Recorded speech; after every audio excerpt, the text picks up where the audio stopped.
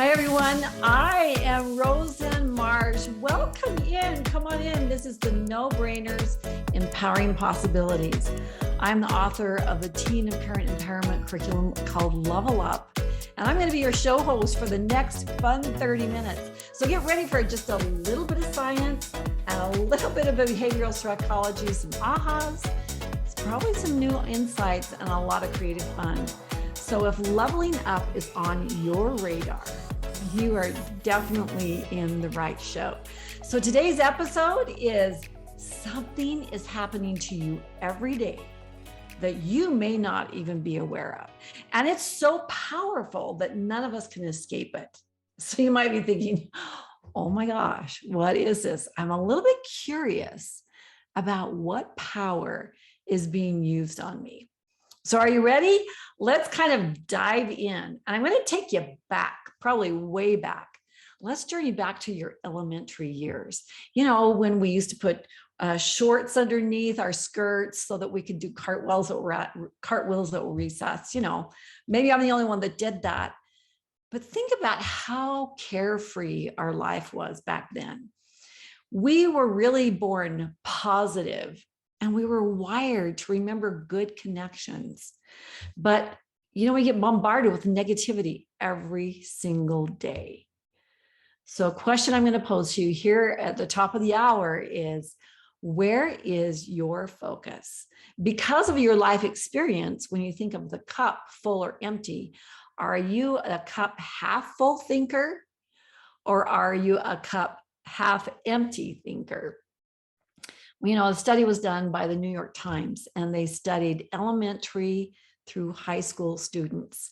And they decided to interview all the kids, and they interviewed the first graders. And the first graders were really positive about what they could be in life. I mean, like they could be the president of the United States, they could be a corporate president, they could be a gymnast, they could be a YouTuber, they could be anything they wanted to be. In fact, when they asked the first graders, how popular are you? They ranked themselves more popular than even their teachers would. Well, now interesting, when we get to the sixth graders, they were more negative about the abilities that they could do. In fact, they kind of struggled with what they could do, but they could readily come up with what they couldn't do. So I'm going to have you look at something on my whiteboard here. And I want you to look at it closely and tell me what you see. Let's see. There it is. Look closely. It's going to be right in the middle. So what is it that you see on the whiteboard? Now register that for a second. They talked to the first graders, and you know what the first graders said? It's the eye of a polar bear. Or it's a bunch of little teeny ants that are rolled up in a little teeny ball. Or it's the top of a pole and you're looking down on the pole. And you know what the high schoolers said when they saw this? They said, I see a dot. And how many of us saw a dot when we looked at that? You know, we are wired to be able to see endless possibilities. But studies show that school-age kids, by the end of the school day, have already received 149 negative impressions of themselves. And if they have a cell phone, it's even exponentially greater than that. Is that crazy?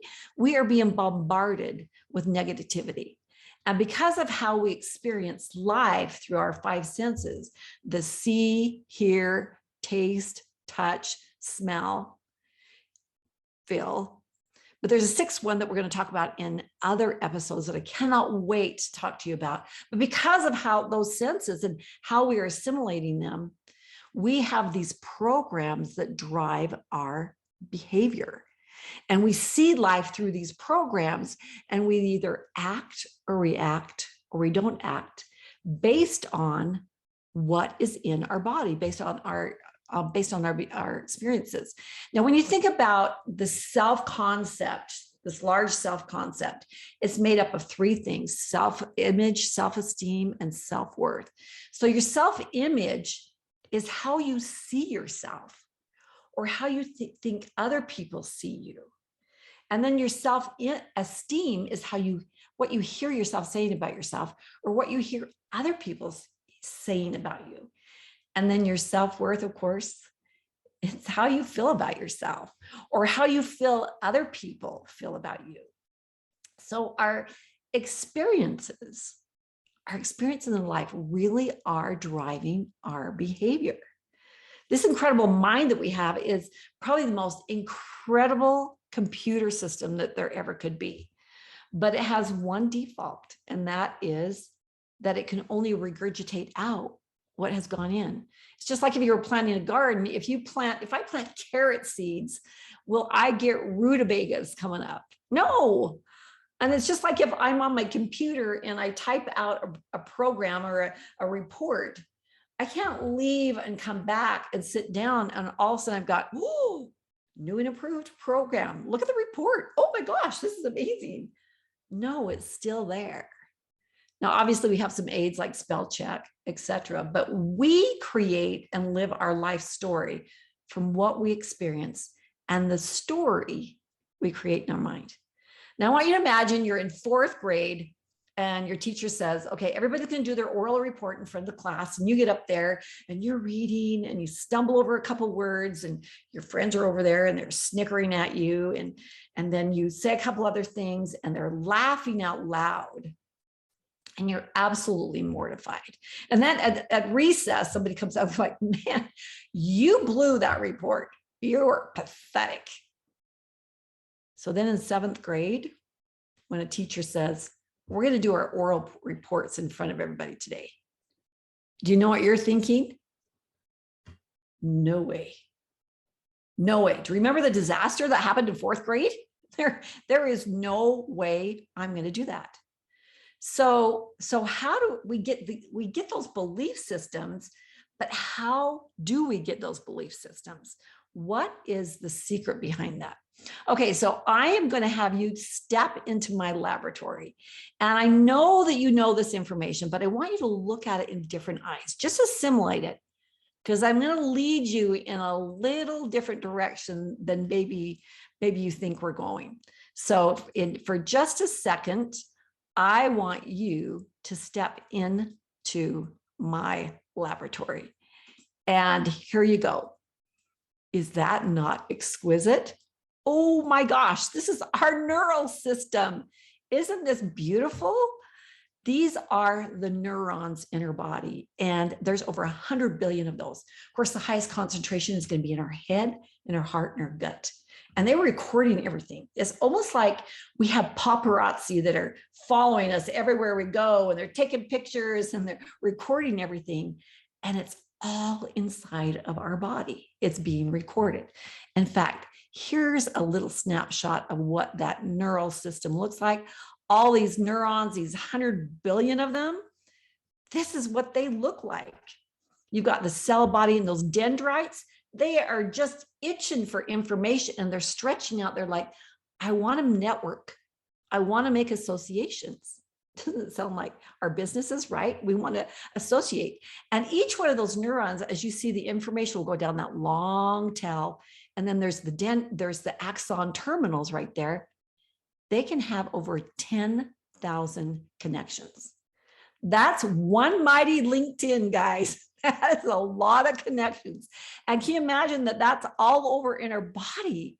We have this network that is just incredible. And then whenever time that neuron fires, it wires with another neuron, and they two are connected. At the end is my very favorite piece of the neuron. At the end of that axon terminal, of course, is the synapse. It's going to connect with a dendrite of another one, and it's exchanging information, right? And it's electrical and chemical. And all that information is just right there. So when we act and we react or we don't act to life, our mind and our body, our neural system is checking to see where the largest neural bundles are, and then it's going to react to that. So where are those mammoth memories? Where's all that information? Well, it's kind of like the iceberg. 5% of our conscious mind is right there at the very top. Only 5% are we conscious of, but 95% is in our subconscious. And it's ready to be retrieved at any given moment. And that's when we have experiences, our subconscious goes in and says, okay, is there some information I can use here? What? Oh, yeah, we feel this way because of that. And then it's also looking for information to verify it or taking in new information. And of course, we know the formative years, ages birth through 7, are super important because that's when we're deciding, am I safe in the world? Am I loved? Do I have worth? And then the subconscious goes to work, constantly processing information to either validate like, yes, you're of worth, or no, you're not of worth, etc. And we are gathering information all the time. So this information is giving us evidence about where we sit in the world. The information I just gave you, if you think about it, is really powerful. And it may be about the neural system, but I want us to expand it a little bit. If we are what we experience, if we are what we see, hear, taste, touch, smell, and this other 6th one that we're going to talk about in another episode, wouldn't there be sources out there that would want to know this information? Wouldn't there be sources out there that could benefit from knowing this information? Yeah, there are. And there's power in this information. And so I'm going to access this power right now. Are you ready? You ready to play? Let's just play for a minute. In fact, let's go back to my office so that we can play. So I want you to finish this. Are you ready? A, B, C, D, E, F, G. I know you were singing. I could hear you. Even though your mics are muted, I think you were singing there. And if you said H, I, J, K, L, M, N, O, P, you were absolutely correct. Okay, ready for the next one? Okay, ready. This is for you that have lived in the States and are probably a little more my age, you would understand. So, like a good neighbor, what did you say? If you said State Farm is there, then you were right. That's an old commercial from a long time ago. Okay, so here's one that's just a little more current. Are you ready? Okay. Give me a break. Give me a break. Break me off a piece of that. Okay, if you all of a sudden started thinking of a really chocolatey, yummy, yummy candy bar with a wafer center in it, then you were absolutely right. It was a Kit Kat bar. Now, how did you know that information? Were you like super hungry one day and you're like, oh my gosh, what would be a good candy bar? Let's see, let's internet surf that and find out what that is. And I was like, oh, look, that would be an amazing one. No, that's not how we knew that. We knew that because we had a Kit Kat synapse in our body and in our mind. Is that incredible? So everybody was able to access that out. And yes, it is a good candy bar, among many others. So there's also a couple other things that happen. And I want to kind of divulge what sources out there know and utilize all the time so that they can build synapses in us. So are you ready? Let's look at this. The first 2 are super powerful, and these are used primarily the most, but here they are. It is repetition and emotion. 2 of the greatest ways that you can build those big neural bundles. Now think about repetition. We can understand that if you're a piano player, da, da, da, da, da, da, da, da, doing those scales, practicing day after day, that neural network, making associations, making it stronger every day, playing tennis, whatever it is that you do through repetition, you can get those huge neural bundles. But then let's think about a second way that's super powerful, and that's emotion. Emotion builds huge synapses because you could actually experience something one time and with emotion, and it builds this huge synapse that doesn't even go away. So let's think about those one-time things. You could be a mother birthing her baby. Now you only birth a baby one time. And that experience is probably number one, painful. And number two, it's emotional. And a mother is never gonna forget birthing her baby, right? But it could be anything else. It could be a marriage. It could be a graduation trip. It could be a success you had. It could be a sunset that brings you to tears. And that is yours. It's this huge synapse. But it can also be a PTSD traumatic thing that's happened, right? Because it could be affecting your life that way. So when I was young, I lived on the outskirts of town, and I lived near a bunch of wheat fields. And on the other side of those wheat fields, oh man, there was this canyon swing. There's Canyon Canal and then a swing across it. We loved going up there. We'd go there as much as we could. Now, if we took the streets, we had to go down and up and around, and it took us about 20 minutes to get there. But hey, if we could go through the wheat fields, oh man, we could get there in 5 minutes. The problem was, if we went through the wheat fields, the farmer would catch us because he could see where we had gone. And sometimes we try to be sneaky and we do the little zigzag thing through it, but he'd always catch us, right? But can you imagine if you took a bulldozer through that wheat field? Sometimes there's some things that are so emotional that it's like taking a bulldozer through the wheat fields of our mind.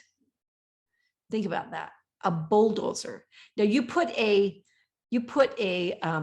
repetition with something highly emotional, and that is a super bulldozer through the wheat field of your mind. In fact, doesn't that sound like a good country western song? Like bulldozing through the wheat fields of your mind. Okay, somebody write that, and then I want a cut on it. But there are some things that are so powerful, and they don't have to happen a lot of times. But when they are with repetition, they are pretty much with you for life, with exception of some tools that can happen. So the information we just talked about is super powerful. And there are things being done to you every single day that you may not even be aware of. And there are sources out there. So in the course that I teach for the adults and the teens, as we talk about what are the Trojan horses, what are the influencers, what are some of these sources that know this information? Here's just some of them. I'm just going to mention a few of them. The advertising industry, obviously, right? Movie theaters, the movie industry, alcohol, apps, banking industry, beverage, books, cars, churches, dance industry, the pharmaceuticals, the politics, podcasts, pornography, sex, sports, theater, internet, marketing, food industry, gambling industry, gaming industry, modeling industry, and the list goes on and on. Did I mention education? Now, not all of these are bad, right? They're good too, but they know the ways into our subconscious and into our synapses. Do you want to know a couple more? Are you curious of a couple other ways that they can get another piece of this power is used?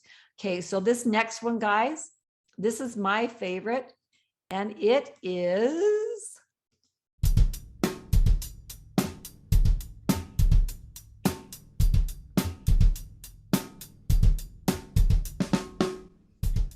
rhythm. When we add rhythm to things, they cease to be boring. I mean, you can repetitiously do things, but when you put a rhythm to it, it's no longer boring. I mean, think about limericks. There once was a man from Kent, da da da da da da da. And even the ABCs, didn't we learn with a rhythm? A, B, C, D, E, F, G. We learned those with a cadence and a rhythm. So why are we so pulled to that? Well, it's because we have a life force inside of our body. And we are drawn to anything that is a rhythm, that's a beat. Have you noticed that somebody will be in a line waiting somewhere and there'll be music in the background and their head is nodding and their toes are tapping. I mean, we are so drawn to rhythm. So when you add that, things become a draw. Now, some of you may know who Gloria Estefan is. I loved her song, Rhythm is Going to Get You. And look at the lyrics, the chorus. Rhythm is going to get you, rhythm is going to get you, rhythm is going to get you, rhythm is going to get you. I mean, I could have written the lyrics to that chorus, right?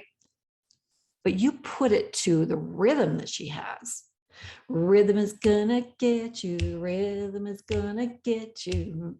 And you know what? And we're doing the mamba and the samba, and we are loving this song, which now takes me to the next thing that is used, and that is, wait for it, you know it, right?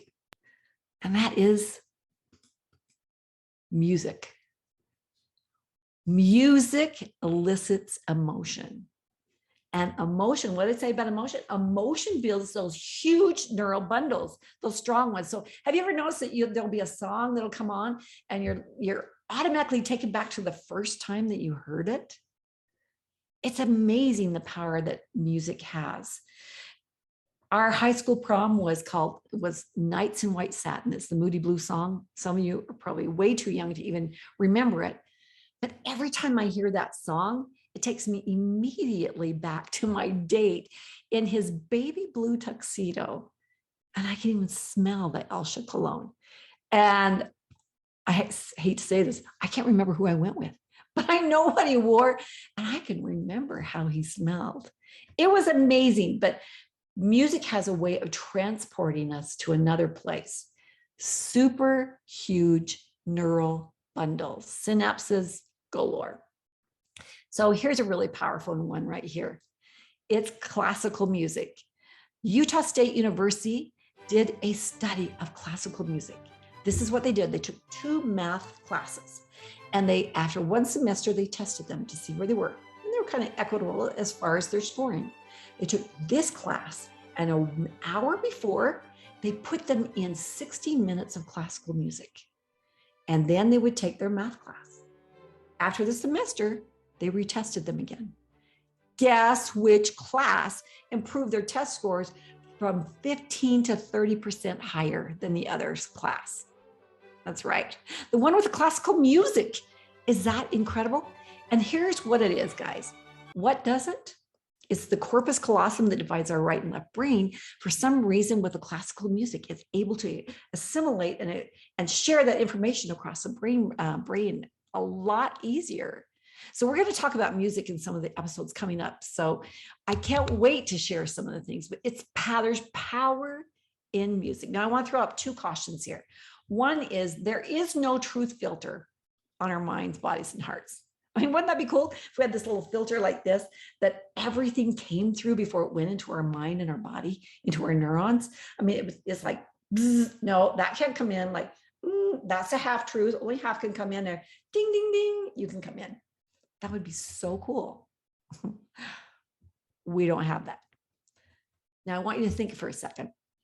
Have any of you had food poisoning? I can feel your pain right now. Some of you are like, oh my gosh, yes, I've had food poisoning. The body is so incredible, isn't it? When it gets something in there that does not serve it, it does everything it can to get rid of it. I mean, as gross as it sounds, it's coming out the top, the bottom, or whatever. But it's like, this has got to go. But you know what? The mind can't do that. It can't do that. I have teens that say to me, you know, it really doesn't matter what the lyrics of the song are, because after all, I just really like the beat of the music. Or it doesn't matter if I watch R-rated movies. Now, I know they're killing people on the screen, but hey, you know, it's not like I'm going to go out there and kill people. But the mind is recording everything it sees, hears, tastes, touch, smell, feel. The 6th one that's coming up in another episode. It is recording everything. And I had a good friend in college and loved her. But one thing is she would always swear to punctuate when she wanted to say something. And I came from a family that didn't swear. So I'd always say to her, hey, don't swear. Can you use a different language? And sometimes I think she did it just to make me mad. And one day we were riding horses and my horse took off on me. And out of my mouth came that word that I don't use. And I don't know who was more shocked, me or the horse. But the fact is, because I'd been exposed to that so much, it was right there for easy retrieval to come out. Our subconscious is grabbing everything. And down the road, we may do something out of character and go, where did that come from? Just a little ways down the road, my son's junior high, 4 years ago, a kid came in with rifles and started shooting. Looks like my microphone has changed. Hopefully you can still hear me. But he started shooting things up. And luckily his parents saw that he was a little bit off and they tackled him in the hallway and nobody was killed. But my heart hurt for this kid. Because if literally we could have cut open his brain and opened that up and looked at the synapses he had in there, we would know what he had been exposed to. What was it he'd been watching? What was it? Was there bullying? What did he experience that made him feel that that was the appropriate thing to do and maybe the only thing that he could do? So it's important that we make sure that we're careful about what we expose ourselves to. Okay, so now some of you may be saying, what the heck? How do we even get rid of a synapse?